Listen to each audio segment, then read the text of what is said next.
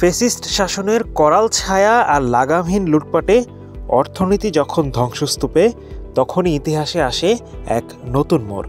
৫ আগস্টের রাজনৈতিক পট পরিবর্তনের পর দায়িত্ব নেয় অন্তর্বর্তীকালীন সরকার।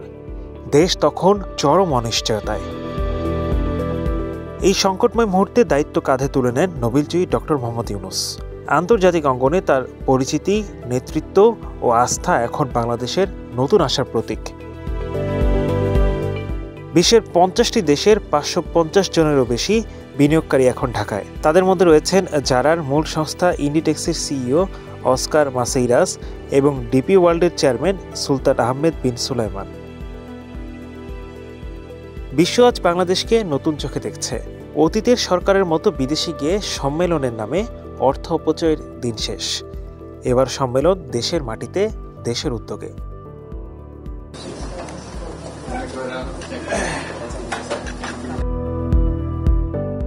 ৭ থেকে ১০ এপ্রিল ঢাকা ইন্টারকন্টিনেন্টাল হোটেলে অনুষ্ঠিত হচ্ছে ইতিহাসের অন্যতম বৃহৎ বিনিয়োগ সম্মেলন, বাংলাদেশ বিনিয়োগ সম্মেলন ২০২৫। উদ্দেশ্য একটাই, নবায়নযোগ্য জ্বালানি, ডিজিটাল অর্থনীতি, স্বাস্থ্যসেবা, টেক্সটাইল ও কৃষি প্রক্রিয়াকরণ খাতে টেকসই বৈদেশিক বিনিয়োগ আনা এবং সৃষ্টি করা হাজারো কর্মসংস্থান।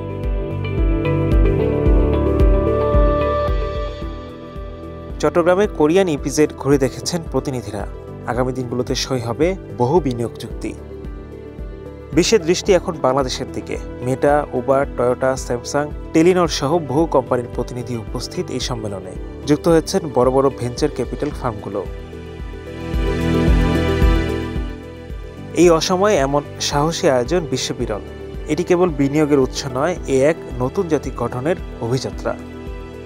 প্রফেসর ইউনূস শুধু একজন অর্থনীতিবিদ নন, তিনি আজকের বাংলাদেশের স্থপতি।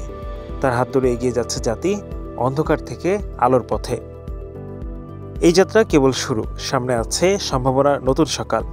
আমরা গড়ছি নতুন বাংলাদেশ ডক্টর ইউনূসের নেতৃত্বে। Hello Bangla news desk.